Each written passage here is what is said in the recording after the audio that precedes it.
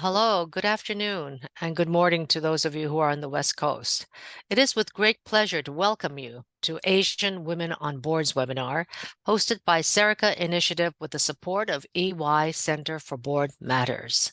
As we embark on this insightful journey celebrating AAPI Heritage Month, I am Anla Chang, founder and CEO of Serica Initiative, which galvanizes a community of changemakers to advocate for greater Asian American inclusion and advance positive social impact in U.S., China, and Asia relations through dialogue, storytelling, and our convening power. We just had our annual Women's Gala, and we look forward to many more impactful stories and events in the year to come. Please follow us on social media and learn more about us at www.sericainitiative.org. Today, we set the stage for a dynamic conversation between two remarkable individuals who have blazed trails in the corporate world, Jenny Ming and Chris Pedersen. Jenny Ming is a trailblazing retail fashion executive renowned for her transformative leadership at Charlotte Russe Holding Incorporated and Old Navy. She now is CEO of Rothy's, a sustainable and comfortable shoe company that is revolutionizing reusable materials into fashion. She also has extensive philanthropic experience serving AAPI causes, as well as providing expertise on charitable and corporate boards, including Kaiser Permanente, which she will go into and discuss today. Joining Jenny is Chris Pedersen, a seasoned professional and America's lead at the EY Center for Board Matters, known for her expertise in corporate governance and strategy. As a moderator for today's discussion, Chris will guide us through a thought-provoking conversation on the challenges, triumphs, and invaluable insights of serving on corporate boards. There will be a brief Q&A at the end, so please drop your questions in the chat for us to moderate. Thank you. We are honored to have them share their wisdom and experience with us today. Without further delay, please join me in welcoming Jenny Ming and Chris Pedersen. Thank you, Anna. Yeah, thank you so much. It's fantastic to be with you today. On behalf of our EY Center for Board Matters, which I lead for the firm, I am very, very excited to be partnering with the Institute here as we focus on ongoing diversity in the boardroom, which is indeed one of our center's three key platforms. We do have a board network and aspiring director and seasoned director path to the boardroom program where we support all kinds of people, and we love supporting AAPI women as they ascend into the boardroom, and we're so excited about some great successes we've seen. The center also has two other platforms, and they are all around research and thought leadership. We constantly study what's on the mind of directors, what are hot topics in the boardroom. We research and publish thought leadership pieces to the tune of 20 or so a year. And then secondly, we get that content out to directors, aspiring directors, into boardrooms. We conduct something like 300 board insight sessions each year. So we're very, very keen on sharing that thought leadership either in the press, paper, and or in events like these. So just our privilege to be here, and Jenny, such an honor to be with you. When we think of amazing Asian women in the boardroom, you are the poster child. And we'll start. You know, as Amla said, you've had an amazing career. Really started in retail. You co-founded Old Navy. You were the CEO and president of Charlotte Russe. You're now at Rothy's, right? So your world has been retail. But interestingly, your first board was not retail. So if you could start off just telling us about your journey to the board, your path, and where you are now in terms of board service. Thank you so much, Chris. It's really an honor to be with all of you today and share my story. As you said, my first board was not in retail, which most people would think that is. My first board actually was Kaiser. I didn't even think about sitting on a board or being part of a board until I was leaving Old Navy. You know, I was in Gap Inc. for 20 years, 7 years in Gap brand. And as she said, I was one of the co-founder of the Old Navy brand and became the first president. So after 13 years at Old Navy and 7 years at that brand, I was ready for a change. I was going to take some time off, decide what I was going to do, pleasure, do some nonprofit, and quite a few outreach because it was on the paper that I was quote unquote retiring. And I got some outreach at what I consider being on board. I'm like, oh, you know what? That would be great.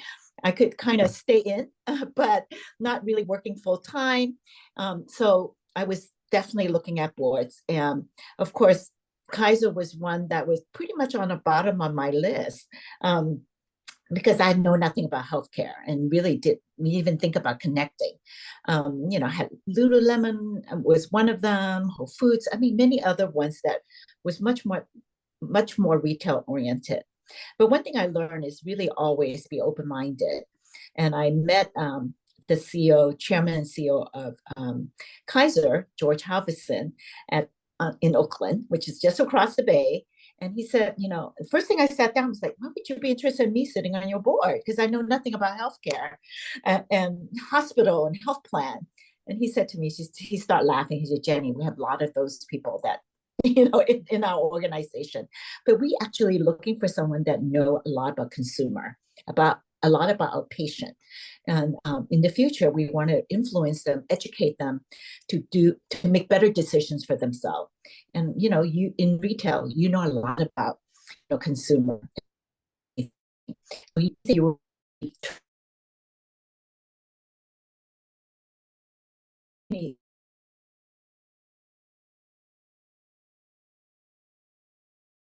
start a board that is not something I know very much, but in the meantime, I had some expertise in it. So I dropped all the retail board, even thinking about it. And actually, my first board was Kaiser. It's probably one of the best decisions I made. So sometimes you have to be open-minded and listen. And you never know, what's around the corner. What you expect is not always what you will do.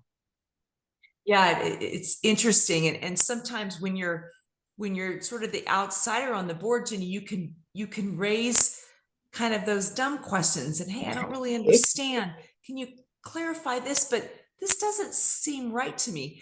And those sometimes are the best questions because they're the questions maybe nobody wants to ask or nobody's thought of on the board. Absolutely. And I think one thing, as you just said, the sometimes the most insightful questions are the ones that nobody, since I actually do not know about healthcare, I could always ask those dumb question when sometimes it's really what people are thinking and afraid to ask. Since I'm not the expert in that field, it gives me a hall pass to ask all the dumb questions. In fact, they are the most insightful questions. Yeah. Well, let's talk about who helped you on the path. You met George, that was kind of one-off maybe, but talk about the network you built, who's been instrumental from Kaiser, and you've been on and are on other boards as well, which are amazing. But tell us who else has helped you and what that network is for your board spots. Okay. And this is another one that I would say that is unusual because, as I said, it was on the paper I was retiring and leaving Gap Inc. after 20 years. So I did get a lot of inbound. So that's also, I took it down because I wanted to certainly entertain and learn more about all the opportunities I have. But the Kaiser one actually came from somebody that actually interviewed me. His name is Warner Wims, and he's still at Kaiser today. And he actually was advising the CEO and chairman, and he interviewed me as a coach for somebody else at Gap Inc. And he remembered me. And when he saw that I was leaving Gap, he reached out and said, "Oh, would you consider talking to us at Kaiser about a board?" I'm like, "Oh, of course I would. It's just across the bay, and certainly, everybody knows about Kaiser is one of the largest integrated healthcare system. So what I'm trying to say is, you never know where some of this networking. Warner would be the last person I thought about would connect me to a board, right? So you just don't know where any of this could lead to. And my Levi's board, which came after Kaiser, um, was also actually Chipper, who was the CEO at that time, called me directly and say, everybody said I should meet you if you're in retail, especially fashion retail, that you should talk to Jenny Ming. And he said, I would love to have a chance to meet you. So of course he came to my office. It was supposed to be an hour meet, and it became 3 hours. We just connected so well. And he said to me, he said, would you be interested in being on our board? I said, as a sitting CEO, I only probably could sit on one big board and maybe one small private board. And he said, oh, and I said, I'm not leaving the Kaiser board. I really, really enjoyed that board. He said, well, if you ever change your mind, let me know. And so again, it's one of those, is not your typical headhunter calling. Sometimes it's just people introducing or connecting could lead you to something that is a board opportunity. The power of networking is so key. Yeah. You've got to be out there. You've got to be meeting people. Even those people you might not suspect will be your link to the boardroom might be, right? Exactly. Yeah. Jenny, have you ever used a retained search recruiters in the process?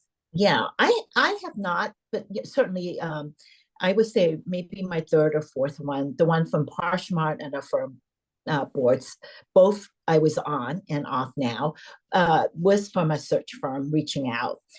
Again, they saw my LinkedIn profile and thought it was a really great match. Again, it's because of my consumer background. So, not just because I was a apparel retailer. I think sometimes you have to think much broader than that. And both of those came from searches. So again, it could be anywhere. It's not just like one path for search. Is really truly multi-dimensional that could lead you to your first board opportunity.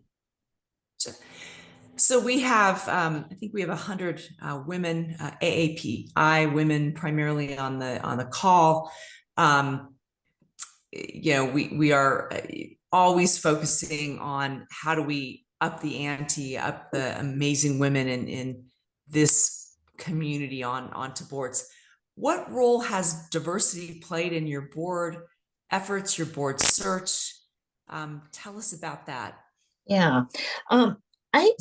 Certainly, I would say diversity, being an Asian and being a woman, certainly has helped, but it wasn't the deciding factor. I would say it's my consumer background.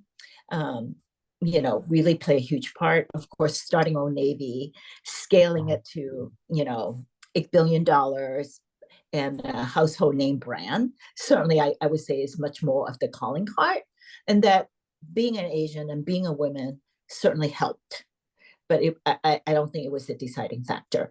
So I think really you have to know what you will bring to the table more than the diversity part or the diversity piece. You need to lead with skill. Absolutely. And diversity is a great yes. adder, right? It is. Yeah. It is the add-on.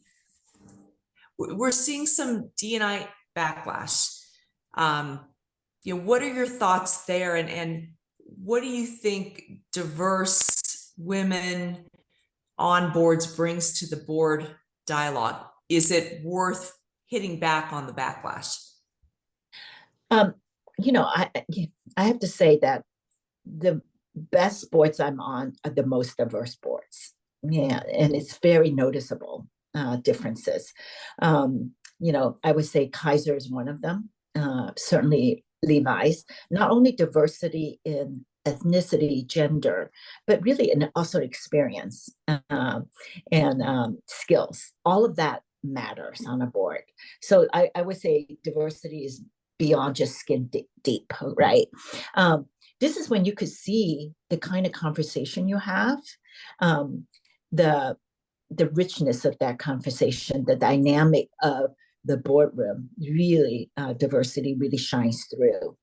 I've been on boards that is not diverse, and I won't name it, but I would tell you, one of the board I was on, I was the only woman. I was the only also diverse women, women of color. Everybody else on the board was a Caucasian man.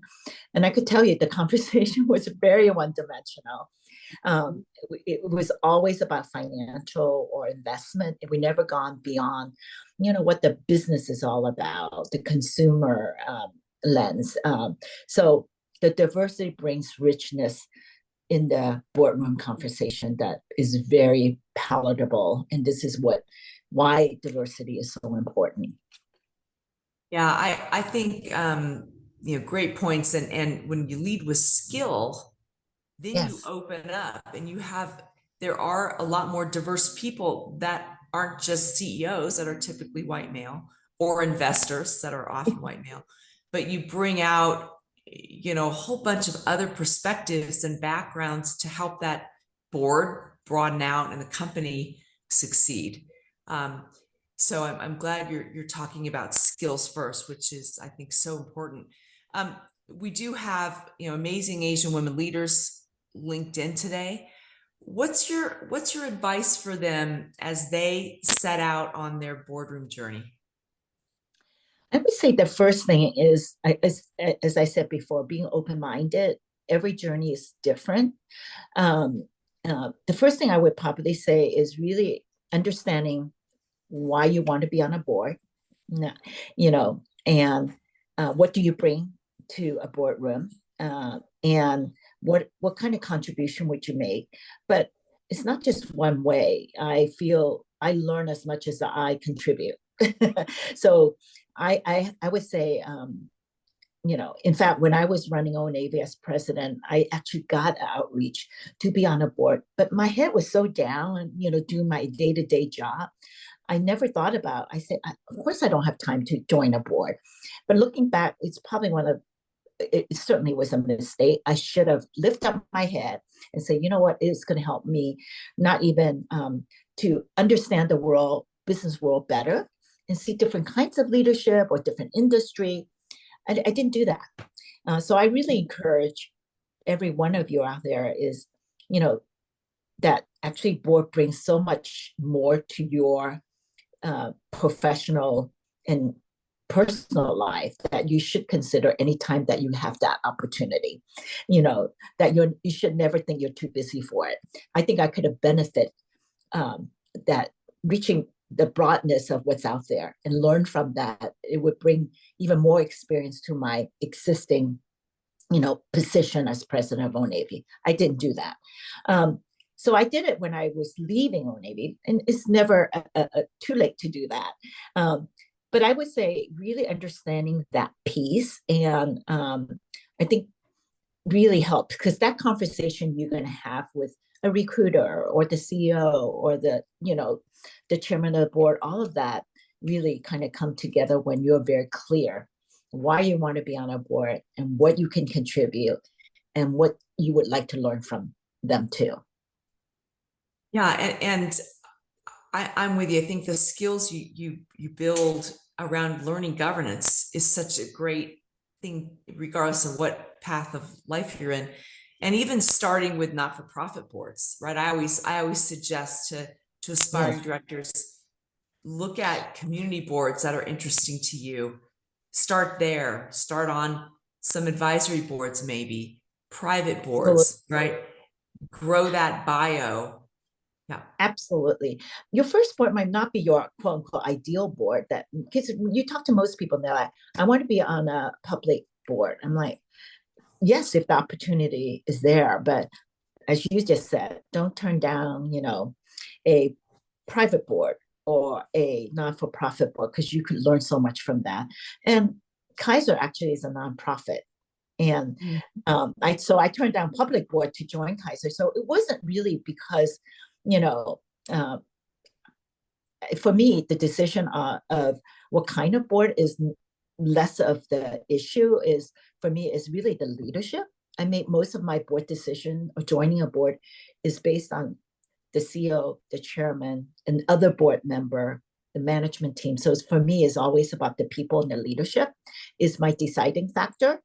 So it's less about, is a public, private, or nonprofit. I think your point about, any of those boards could lead you to more boards and more experience, and more skills. So all of those are good. And for other directors, even on a not-for-profit, look at your board portfolio. You might also be on your United Way local board or the ballet board or whatever.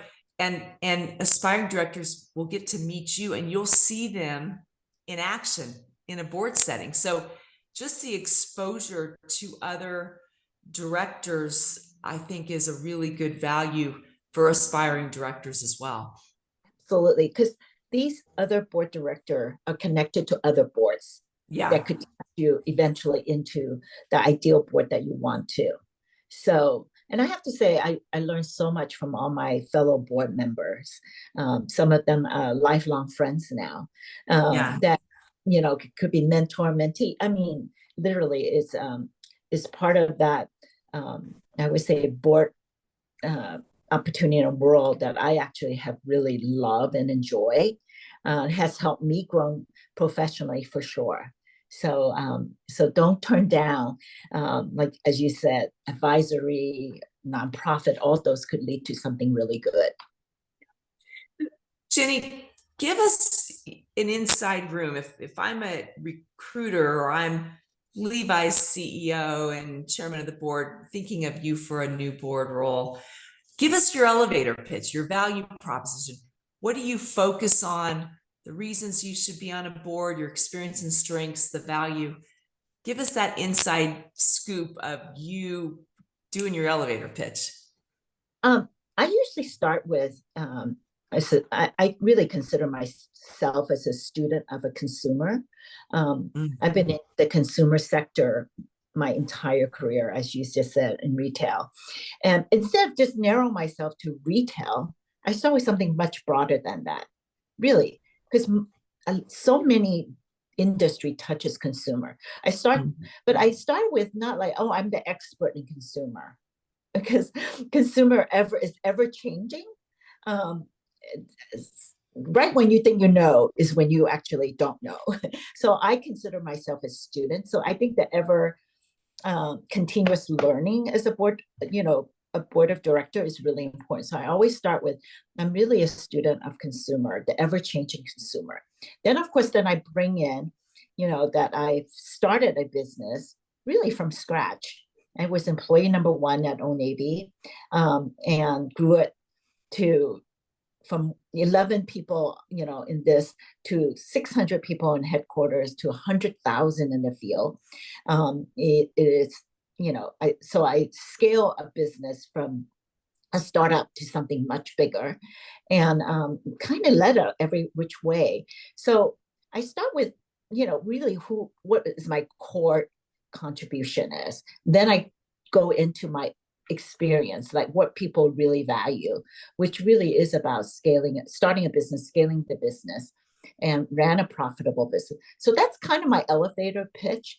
But every board needs something that's slightly different. So it's the conversation you have with each other, with each other, making sure that is really a good match for what they are looking for too. All right. But I really start with this consumer piece of my experience and knowledge. And that's where I go. So consumer as a retailer, a buyer, yes. Consumer as a patient. Yes. Right. Kind of thinking through. Yeah. Yes. And I have to say, I think here's advice I would give. Talk to a few of your really close friends that knows you, or someone personally, but professionally, and say, here's what I think my strength is. This is what I bring to the table. When I start doing that, one of my friends said, Jenny, you really shortchange yourself. Because I think sometimes we think of ourselves a certain way, and they're like, no, you should think of yourself this way. And I probably would have led with like, oh, I've been in apparel retail, my entire career, which is more narrow than consumer, right? And what is apparel retail really as a industry versus like consumer touches so much more. And by talking to her, by talking to this friend, she was able to broaden my thinking and my expertise much more than I was looking at it myself. Um, so I would say, not just writing your resume, thinking about it, but talking to someone or talking to few people that could help you think about your strengths and what your contribution can be. And I think also really, like I said, it's just as much as about learning. What do you want to learn? In a boardroom too. To me, those are the dynamic or that you want. It's not like, oh, I'm here as the expert to impart my expertise to all of you. It is really so for me is I knew I only could be in one apparel company because there is conflict of interest.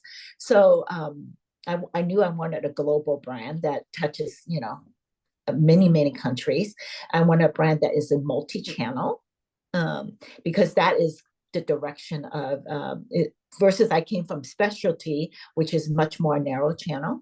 And I want a brand that is really recognizable. So it narrowed down to like Lemon or Levi's. I mean, so you really also know what you want and what you want to learn too. So it goes both ways. Well, now you've landed one of the iconic brands and companies on the planet. So go you. We're so proud of you to watch you continue to pick up these amazing board spots. But Jenny, take us into committees and give us a little bit of background on which committees that you're sought out for, and how important is the committee. I've got expertise to be on the audit committee, or I could take a rev on the comp committee. Is that part of the value proposition for us as we think about our own proposition? How important is the committee capability? First of all, the committees are very important because most of the work is done in the committee. Yeah. And then when you're in the board meeting, overall tend to be more strategic of overall of the business or organization. So when I first joined, I really didn't understand the committees very well, to be honest with you. So when they asked me to be on the finance committee, I nod my head, and I was in nominating governance, and both of them, I would say the finance committee was not best of use my skills because I'm not that financial. But they thought since I've been a president CEO, it should be okay. Certainly was okay, but I was not contributing. It wasn't very exciting for me. But Kaiser actually has a community benefit, which is the giving arm, which I was very excited about. So after I was there for a few months, I said, if ever I have a chance to switch, I would love to get off of the finance committee and join the community benefit. They said, absolutely. So it took me about 3 years, but I finally got into the community. So you could voice too what you're interested in. Yeah. This is a very large organization. So there's like 6 different committees, which is very unusual. So at Levi's, when they asked me, Jenny, we would love to put you in audit. I knew nothing about the audit committee before. Of course, as a CEO, I know what audit is, but I'm not a financial expert. So, but I really was excited to join because I wanted to learn. And I would say audit is one of the best committee to be on when you want to really understand the operational of a company or organization. So I was on the audit committee in Levi's for 9 years. And I really understood all the nuance. So I think has been really good for me. So what I'm trying to say is don't limit yourself to only certain committees, but try to be as broad as possible so you can learn as much as possible. I have to say the nominating governance is also another committee that I would really encourage people because so much of the board recruitment goes from here, takes place here. So once I learned that, I'm like, oh, I could have an influence in how we do search. And so I actually always want to be, if there's a second or third committee I want to join, nominating is always on top of the list. Yeah, especially to help bring more diversity into these boards, right? That's where that happens. So it's key. Exactly. Audit's interesting because it's often where there's some turnover. There's a lot of work and there's often openings there. So I'm with you, starting in at the audit committee, learning the ropes. And for those on the call that have capability to be a qualified financial expert, or you've done different financial roles, I think that's a great entry point for new directors. Absolutely. Like you say, especially if you have the expertise, they always are looking for audit expertise and eventually could be an audit chair. So that could be a really great entryway into on a board. Great. I'd also please folks, if you do have questions for us on the, just put a note in the chat here that we do have a Q&A piece, and we'd love to take your questions. I think we'll open up the mics, I believe, at the end to see if there's any live questions, but we'd love, if you have any questions for Jenny, please put them in the chat and we'll address them. We're gonna look at your network, Jenny. You talked about this a little bit. What networks or associations have you found the most useful when you were working early in your governance work, and today? Where do you go for board education and knowledge? What groups do you look at? Well, first of all, there's so much more information and organizations and network out there than when I started 18 years ago. So Yeah, I think, and also there's a lot of I would say programs out there to help people, especially women or diversity, to get on board. So to name a few, like Goldman Sachs has one, Catterton, private equity has Ascend, which is really focused on API, has it, and like you said, EY it also. So look it up, because to me, some of those organizations have really terrific program that give you board education before you even look for your first board.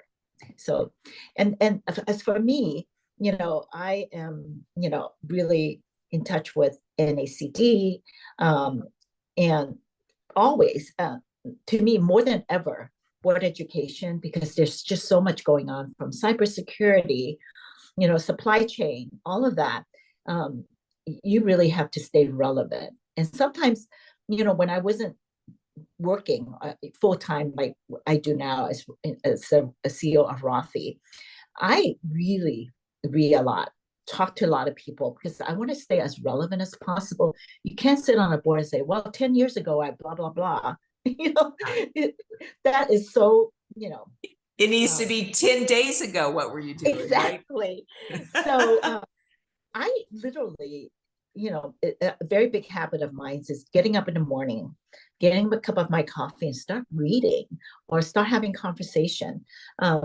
So, and like I think I mentioned, it's so important to have continuous learning, and have an incredible curious mind. All of that plays into being on a board.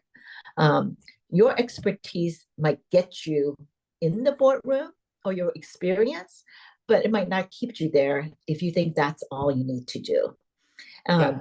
Today, boardrooms are very dynamic, and we are constantly looking like, what are we missing? What do we need more of? And I could say for both the Kaiser and Levi's board, I mean, cybersecurity was very important, but data and data scientists and all of that was very important. So we brought in expertise in both areas, from AI to data, that 5 years ago we might never have thought of, right? But that was the missing piece.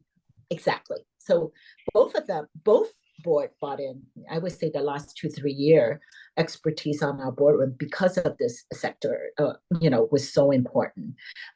So stay on top of it. It's not like I would bring the expertise of that, but you still need to learn and read as much as possible, so that you could have a good conversation, or, as you said, ask just stupid questions about things like that. But so it's ever evolving, is what I'm trying to say. Yeah, there's a great question in the chat on, what resources do you use to stay up to date on hot board topics?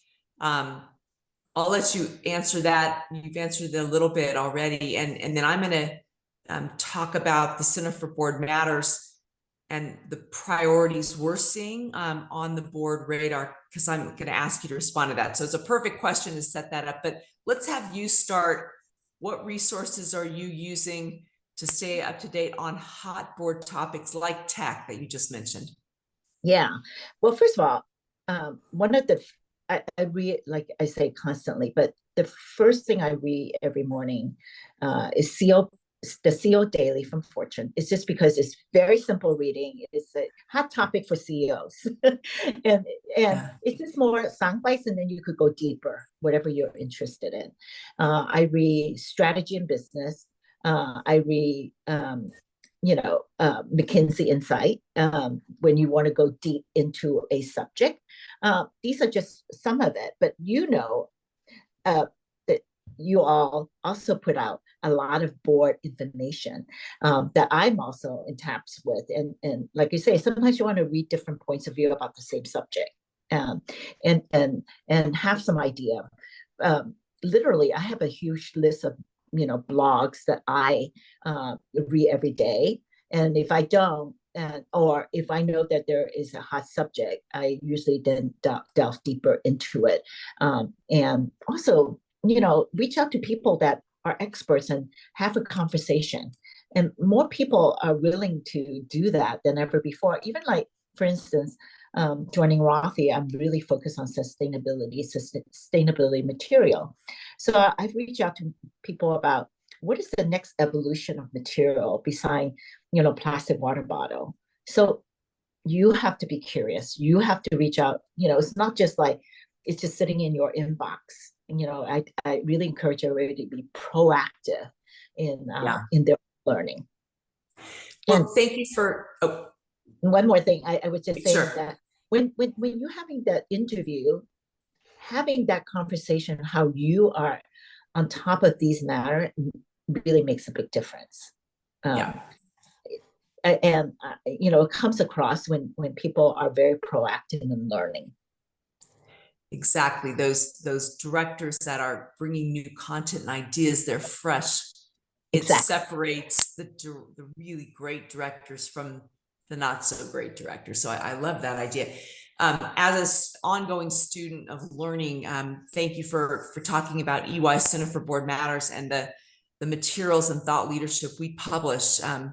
So for the audience, if you just search EY Center for Board Matters, Yes. you can sign up free of charge for our materials and be part of our subscriber list to get our data and content, thought leadership and benchmarks, and also be invited to webinars like this and others.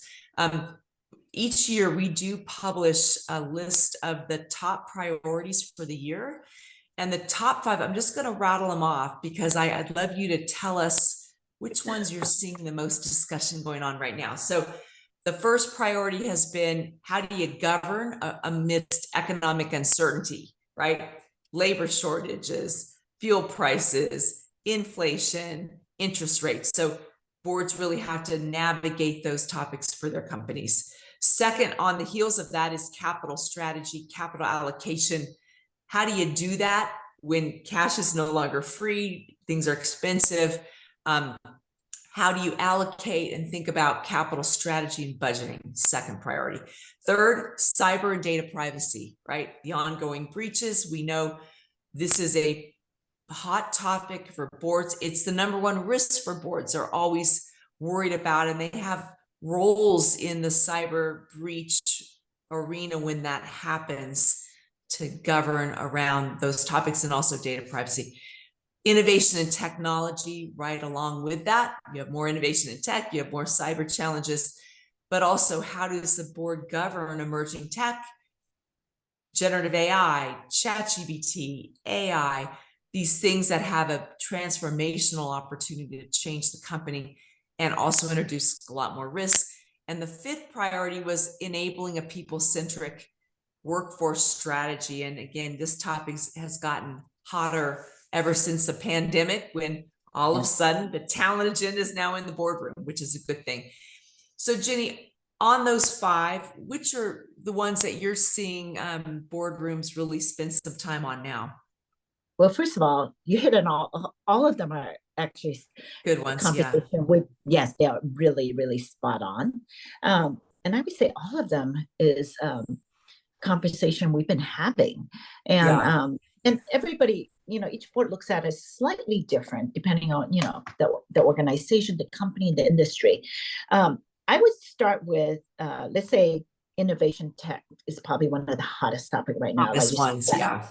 And every board I've been on, I would say from Levi's to Kaiser to my other advisory board have brought in expertise to educate us. So the good thing is really good board also have education because it's so new.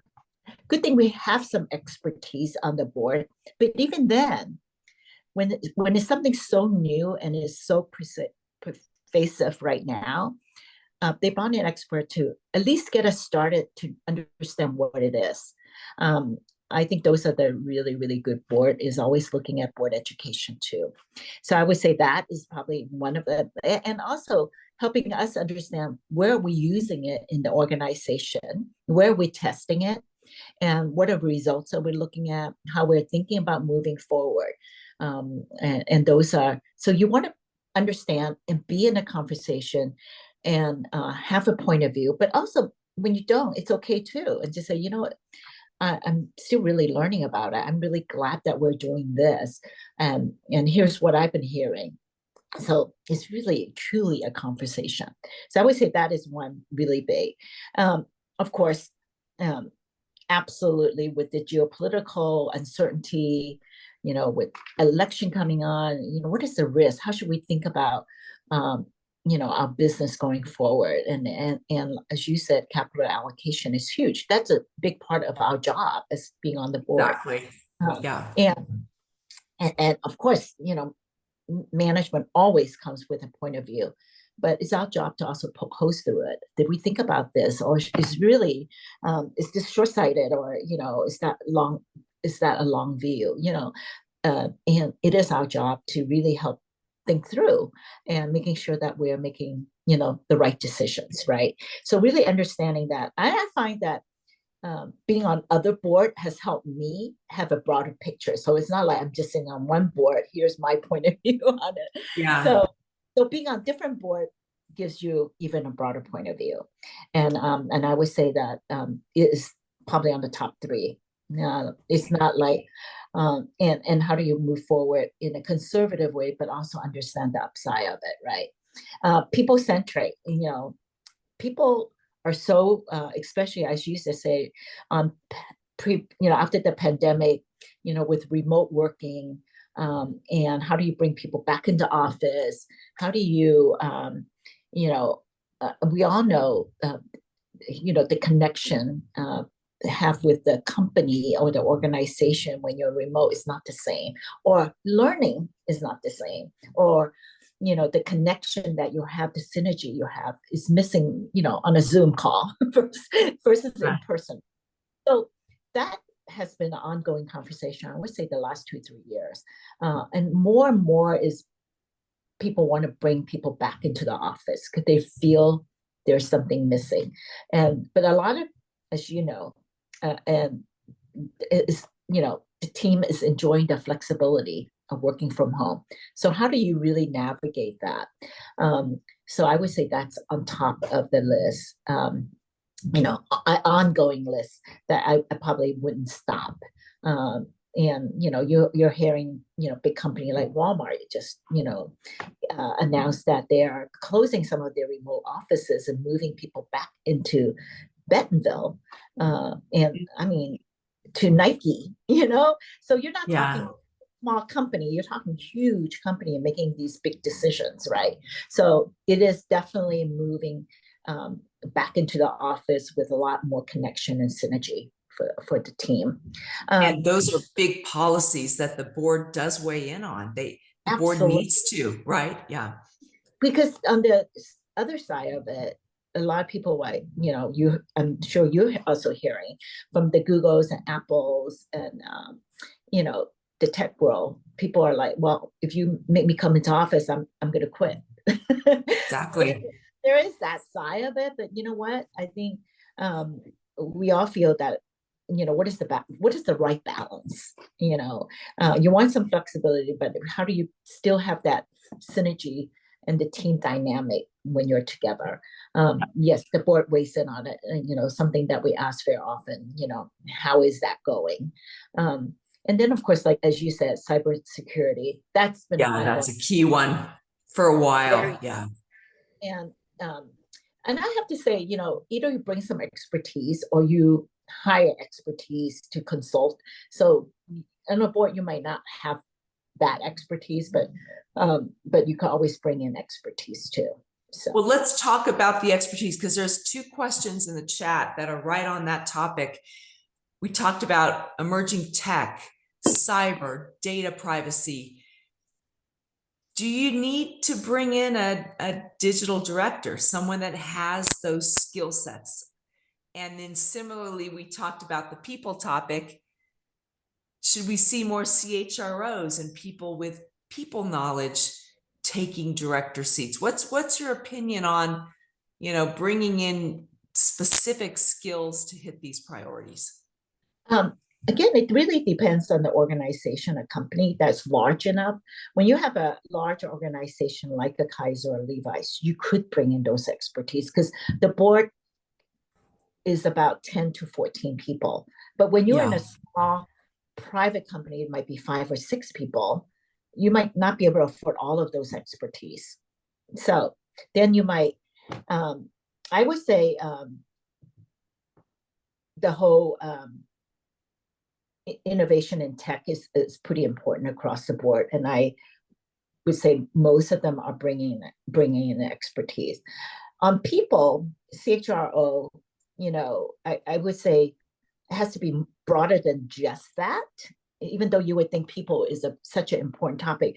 But a lot of people, myself included, when you have ran a company, being an ex-CEO or being a present CEO, you have that piece normally, within you, within the organization or within the boardroom. So I might not be, but I might not be the CHRO expert, but I know enough about the people-centric piece or scaling a business or hiring all the organization that I probably have a point of view about it. Does that make sense? It does. So maybe on some of maybe tech that's a specific skill. You yes. need that. The CHRO, as long as you have executives, I mean, it's great if you have room. If not, look for people in the search that have those skills and other things from running the company, general manager skills. Yeah. And most companies have a board metric, experience metric, or skills. Yeah, the skill matrix. Yeah. Exactly. So, yeah, most people, you tick off many boxes, right? Because it's not like, oh, I only come with this experience. You want to be able to check off quite a few of them and then really look at what you're still missing and how do you bring that into the boardroom.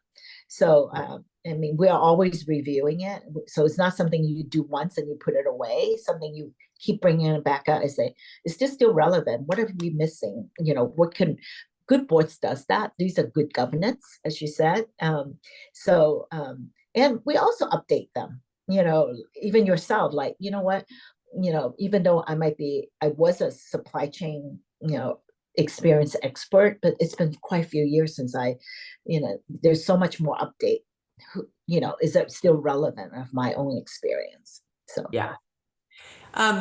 There's a question in the chat about intentionality, letting people know you would like to be on a board, figuring out the timing to do that, knowing there's some years after retirement, you don't want to be idle and harder to get on a board.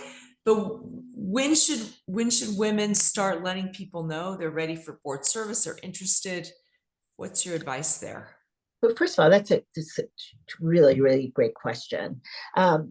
I really am a true believer. People don't know you're interested unless you tell them, right? So yeah, And if you're thinking retirement and want to start thinking about board, there's always, to me, you could always start that conversation, even when you're working. Like, in a year, I will be thinking about this. I just want to let you know, I love your advice. Yeah. You know, what do you think? And, you know, help me think about it. So I think letting people know you're interested is really, truly a first step. I actually just gave reference 2 weeks ago to someone that actually he was very proactive in finding a board he was interested in. So he reached out to that company and said, I'm very interested in being on your board. Here's my expertise, blah, blah, blah. And so happened that company was looking for someone that really have software development experience, and he has that. And actually, so they call me for a reference. What I'm saying is he was so proactive about reaching out to companies he was interested in being on the board that they actually hired him. So I want to say, not be afraid to be proactive about anything Yeah, because you exactly. just don't know where it leads you. And listing out what your expertise in or what you are interested in could actually open doors. And I would say most boards are always open about, you know, listening, you know, Yeah. so don't hesitate. I like the intentions. I like that concept too. You have to let people know what you want or they're not going to consider you, right? They don't know. Yeah. You don't know what Um, your plans are, they right? don't know. So Jenny, there's a question about the ideal number of women on boards. Is it 50-50? In the retail world, you know, the boards you're still on, Kendall Scott, others that you've been on, Levi's, should it be higher? Right? What do you see on the boards and the goals out there? Well, first of all, it's unfortunate. Even on the very female centric, I wouldn't say there's a higher number of women. Um, you know, even Levi's, you know, at the highest time we had maybe like 5 out of the 12, which is pretty Hmm. high already. The higher number, what I find, the higher number of women is even a better dynamic because I think women actually built on other women's idea. I find when Yeah. I'm the only woman, it's harder. When I have a pal, a buddy, one or two, it makes even better conversation. Um, and even Kendra Scott is a private company. Kendra, of course, is a woman founder. Um, there's two other women on the board. So, but Out of it's how many? Out of how many I there? think we're out of 8. So 3 out of Okay. 8. Yeah. Which is still pretty good, but Yeah. could have been 4 out of 4, absolutely. Um, what I love about board is they have a list of criteria what they're looking for, and the first is always like, can we bring a woman in, you know, Nice. and Yeah. a diverse woman at that. So they start from there, and but you know, also having a list, like I said, of experience and skills, and then going, our first choice would be this, second choice would be that. So There's a question around executives engaging with directors, even in our own companies. Do you get reach outs from anybody at Levi's? Do you get yes. reach outs? Yeah. How does that work? What's appropriate? Do you uh, ask for coffee or how does that work? Actually, I would say the best practice is really great engagement with the management leadership team.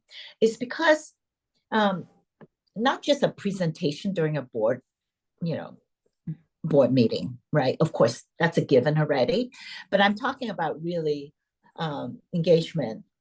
I would say both. Most of the company organization that I'm on the board, we have, you know, lunch with them, and sometimes we mentor one of them. And Levi's, I actually mentors 2 people in the leadership, and I was just at one of them is the GM of China, and I was just so happened to be in Shanghai and spent a day with Amy, uh, and email back, you know, Michelle Gass, who's now this new CEO, about my trip in China and what I saw. And so that connection the board member have with the leadership team, a management team, is very, very important. especially when you talk about succession. You don't want to talk about succession when you have no idea who they are, right? Exactly. Having firsthand experience is really, really important. Same with Kaiser. I do have connections with the management team, and then maybe only in one or two that I even have a better connection. That is actually part of being on the board, I would say, more than ever. Yeah. There's a great maybe summary last question, and it's big, but great. What do you consider has contributed most to your success in your career? What advice do you have for new executives to somehow be even sort of as successful as you? I would say, if I have to just pick one thing, I would say that I always am willing to take a risk to learn something new. I'm never one to be comfortable and sit back and wait for something to happen. So let me give you one example.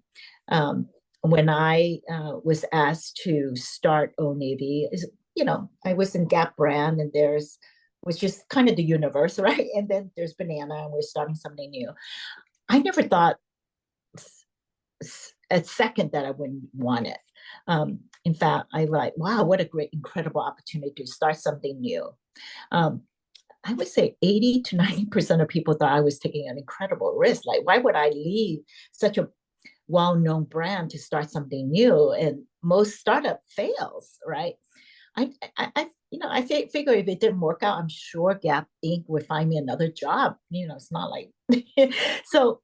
So taking that kind of risk could propel your career, and certainly, you know, there's something true about risk and reward.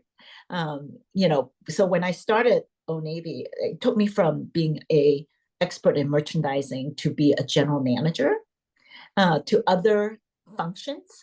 So I really encourage people to, especially women of color, to not be just comfortable is good enough, to really take risks in your career, to continuously learn, to you know I, and I really truly believe, if I could be successful, all of you can too. It's because it's out there, but it doesn't just fall in your lap. You have to go for it.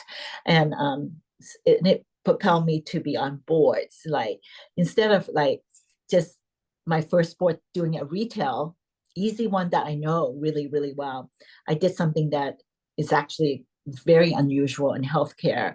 As you could only imagine, healthcare and hospitals and health plan is much, much more complicated and much more regulated. But you know what? I was excited to learn something new.